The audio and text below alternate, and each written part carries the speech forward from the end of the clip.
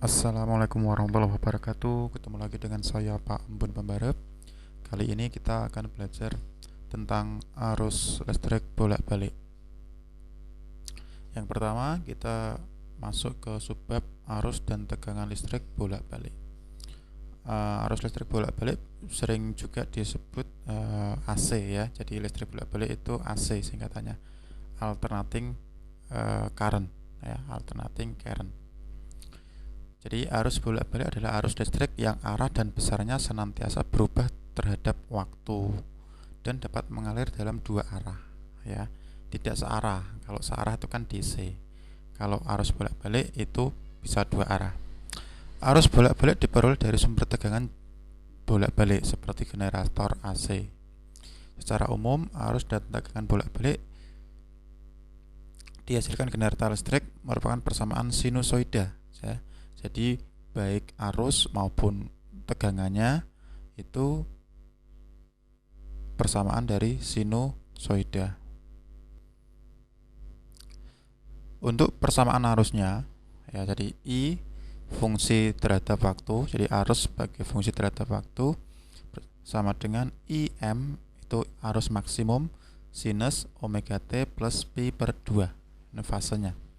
Dan VT atau tegangan, fungsi tegangan terhadap waktu, yaitu VM, ini V ya harusnya ya, bukan I, salah ketik ini, VM atau V maksimum sin omega T.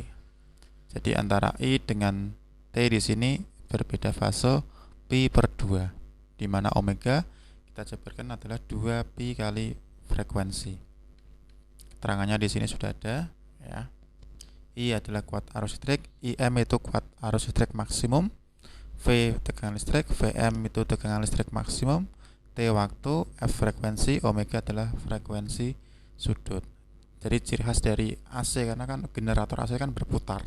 Nah, putaran ini disimbolkan dari omega ya, frekuensi sudut atau putaran sudut ya, sama.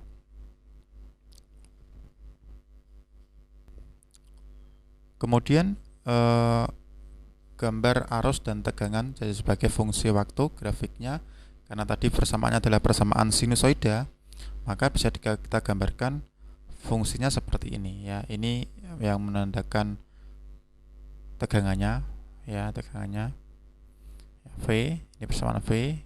Yang ini adalah I, karena I tadi adalah mendahului ya, mendahului sebesar pi per 2 atau 90, beda fasenya, maka dimulainya dari sini. Oke. Jadi ini grafik yang I maksimumnya tadi ya. Yang ini V ya. Persamaannya tadi ya. I sama dengan I maksimum sin omega T plus 90 derajat. Kalau V tadi, V maksimum sin omega T. Oke. Ini ada contoh soal seperti ini.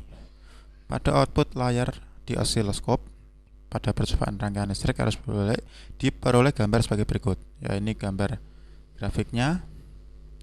Hitung arus sesaat ketika sudut fasenya pi sama dengan theta sama dengan 30 derajat dari suatu arus AC berdasarkan gambar di atas. Kita masukkan persamaan umumnya untuk arus. Arus sama dengan I maksimum sin omega T plus theta 0. Atau dalam kurung ini bisa kita jabarkan jadi theta itu sendiri. Berarti I sama dengan I maksimum sin theta. Kita masukkan I maksimumnya di sini ya, jadi grafiknya di sini menunjukkan arus yang paling maksimum adalah 60 mA gitu ya. Ini miliampere. Ini masukkan I sama dengan 60 sin tetanya tadi berapa? Sudut fasanya adalah 30 derajat. Maka besarnya I sama dengan 60 sin 30 adalah setengah. Berarti nilainya adalah setengah kali 60, 30 miliampere. Atau kalau kita rubah ke ampere ya, 30 kali 10 pangkat min 3 ampere, atau 3 kali 10 pangkat min 2 ampere gitu ya. Itu soal yang sederhana dari penjabaran atau pembacaan dari grafik di osiloskop itu sendiri. Kemudian ada yang dimaksud juga dengan nilai efektif. Apa itu nilai efektif? Nilai efektif arus atau tegangan bolak-balik adalah nilai arus dan tegangan bola yang menghasilkan efek panas atau kalor yang sama dengan nilai suatu arus dan tegangan searah. Ya. Jadi nilai efektif ditunjukkan oleh alat ukur voltmeter. Jadi yang ditunjukkan pada voltmeter maupun ampermeter itu sebenarnya bukan nilai maksimum dari hasil pengukuran, tetapi melainkan adalah nilai efektif atau harga efektif itu sendiri. Nah, harga efektif itu sendiri nilainya adalah 1/akar 2 dari harga maksimumnya. Oke, jadi secara matematis bisa kita jabarkan untuk ini ya, contohnya tegangan efektif itu 1/akar 2 kali V maksimum, atau kita tulis V efektif sama dengan V maksimum per akar 2. Dan kalau kita mencari I efektif atau arus efektif itu I maksimum per akar 2. Jadi saya tegaskan kembali, nilai efektif atau harga efektif itu adalah 1/akar 2 dari harga maksimum, baik arus maupun tegangan. Begitu ya. Contoh ini di sini ya. Contohnya, apabila jarum voltmeter AC menunjukkan angka 215 volt, tentukan besarnya tegangan bolak-balik yang terukur. Ya. Berarti di sini disuruh mencari adalah V maksimumnya. Kita ingat, jadi jarum yang ditunjukkan pada voltmeter adalah nilai efektifnya atau tegangan efektifnya. Oke, kita masukkan di sini tegangan yang terukur dalam voltmeter adalah tegangan efektif ya, sehingga diperoleh V efektif itu 250 volt itu sendiri. Sehingga dapat ditulis persamaannya kembali V efektif sama dengan V maksimum per akar 2. Sehingga untuk mencari V maksimum tinggal dikali silang. V efektif kali akar 2. Akar 2 kita jabarkan 1,4 kali 215. Maka tegangan maksimum dari rangkaian tersebut adalah 301 volt hasil pengalian ini ya. Oke, itu contohnya. Kemudian sebab berikutnya kita belajar rangkaian arus bolak-balik. Pada rangkaian arus bolak-balik terdapat hambatan yang disebut impedansi. Jadi impedansi itulah hambatan pada rangkaian bolak-balik. Terdiri atas hambatan murni R ya, hambatan induktif XL dan hambatan kapasitif XC. Oke, saya ulangi kembali. Jadi impedansi itu terdiri dari hambatan murni R, resistor ya.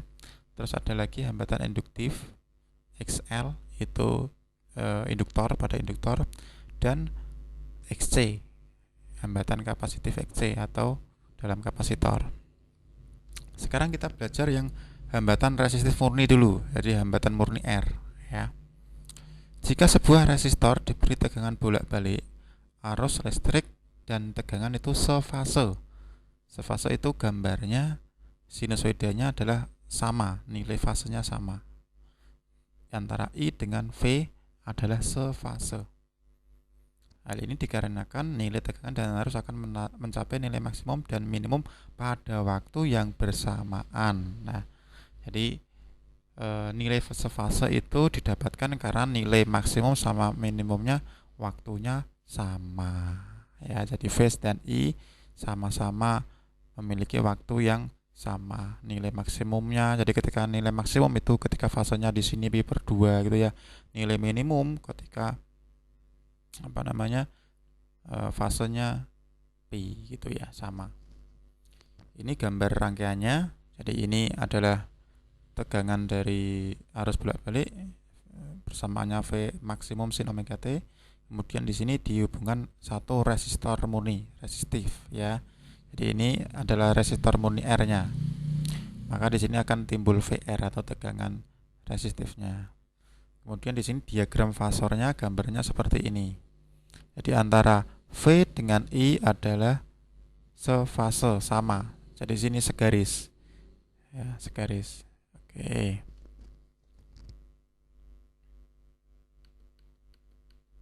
Nah, untuk mencari I efektifnya berarti I efektif sama dengan V efektif per R saja. Jadi kita masih ingat hukum Ohm ya. I sama dengan V per R. Sedangkan kalau maksimum ya I maksimum V maksimum per R.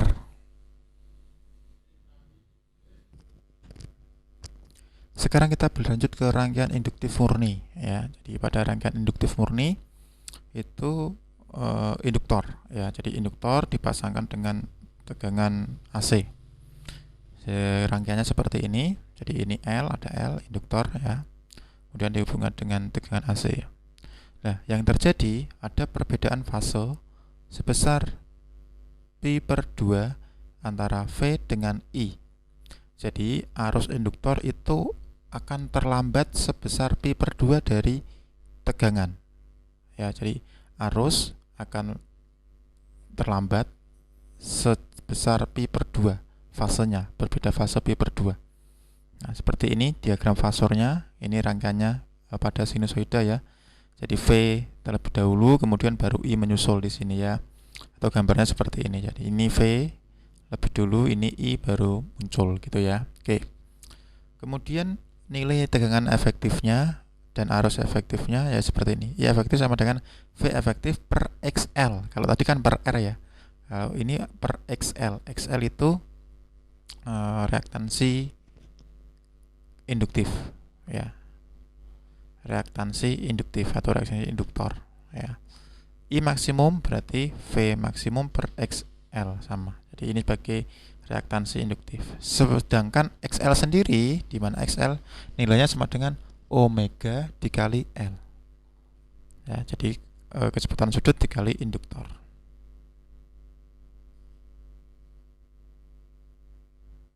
Ini ada contoh seperti ini.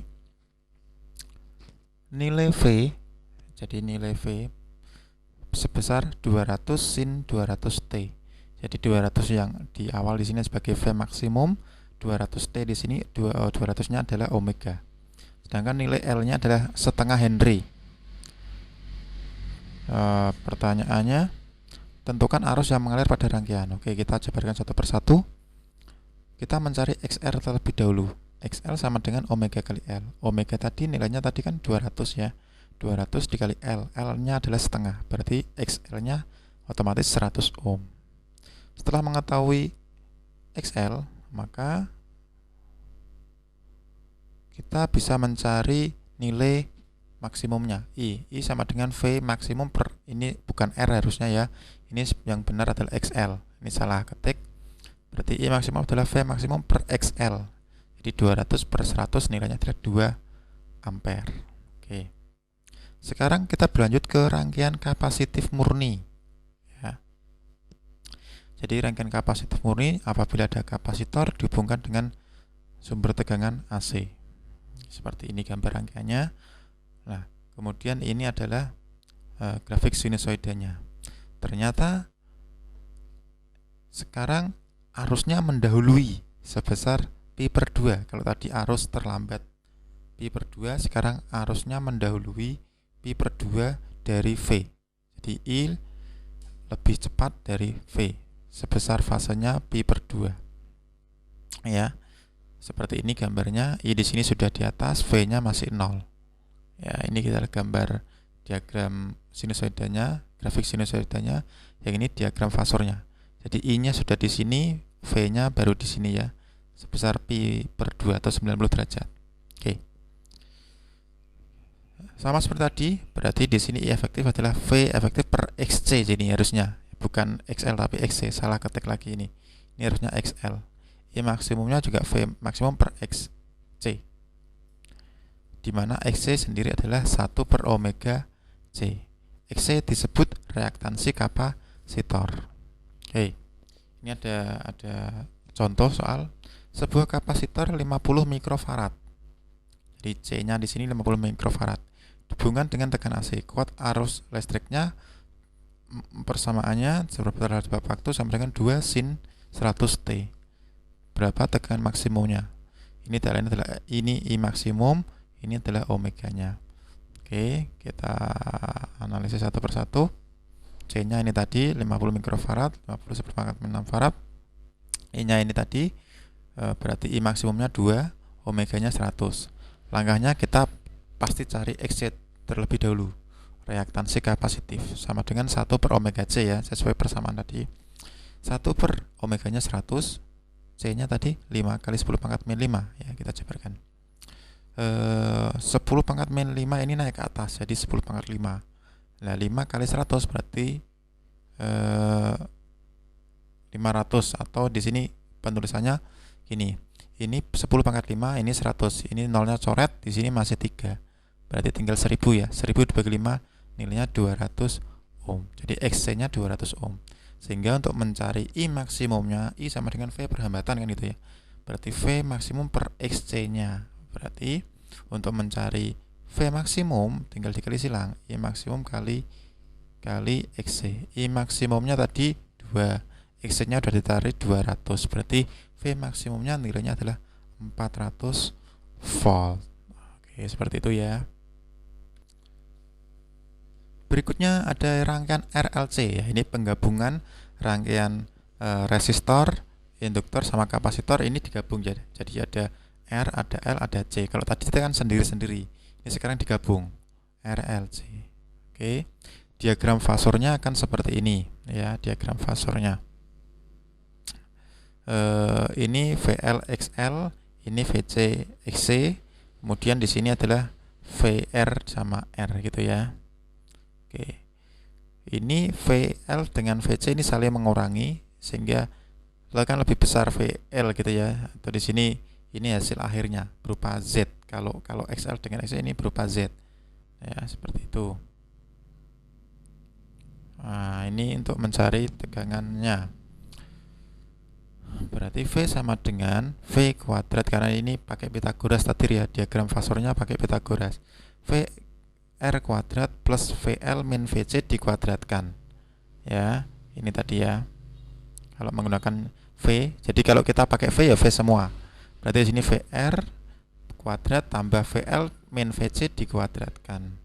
Atau kalau mencari Z, impedansi yaitu R kuadrat plus XL min XC dikuadrat. Nah, pasti seperti itu ya, ini ya.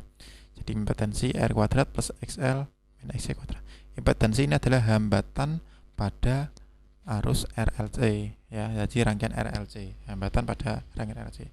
Maka untuk mencari I-nya sama dengan V, tegangan ini dibagi dengan Z. Oke, seperti itu. Oke, yang terakhir kita belajar tentang sifat-sifat rangkaian RLC ya. Di sini ada 3 keadaan ya. Apabila XL lebih besar dari XC, jadi ini reaktansi induktifnya lebih besar dari reaktansi kapasitif, maka rangkaian bersifat induktif karena induktifnya ini lebih besar ya. Pada sifat ini arus I tertinggal oleh V ya, tadi induktif adalah I tertinggal oleh V dengan beda fase adalah Pi/2. Oke, yang kedua, apabila reaktansi induktif kurang dari reaktansi kapasitif atau XL kurang dari XC, maka rangkaiannya bersifat kapasitif. Kalau rangkaian kapasitif berarti arus I mendahului tegangan V dengan beda fase yang Pi/2 juga. Oke, yang ketiga, apabila XL sama dengan XC, jadi sama ini nilainya, maka rangkaian bersifat resistif. Oke. Atau akan terjadi resonansi. Pada sifat ini arus I dengan tegangan V nilainya sefase. Sefase berarti sama ya tadi. Resonansi pada rangkaian RLC terjadi jika memenuhi syarat. Syaratnya V sama dengan VC, Z sama dengan R, serta sudut fase theta sama dengan 0. Ya, sehingga frekuensi resonansi F yaitu seperti ini. Karena tadi syaratnya resonansi ya. XL sama dengan C, kita jabarkan. XL tadi kan omega kali L, XC 1 per omega C. Ini omeganya kita samakan, jadi di sini omega kuadrat, ini 1 per LC, pengalihan kilang biasa. Maka di sini kuadratnya kita pindah jadi di sini akar 1 per LC. Omega sendiri adalah 2 pi kali frekuensi. Maka untuk mencari frekuensi resistif sama dengan 1 per 2 pi akar LC. Oke. Mungkin seperti itu dulu ya anak-anak. Ini contohnya bisa anak-anak simak di modulnya masing-masing. Demikian penjelasan dari Pak Ambon Membarep. Semoga bermanfaat buat kalian. Terima kasih. Wassalamualaikum warahmatullahi wabarakatuh.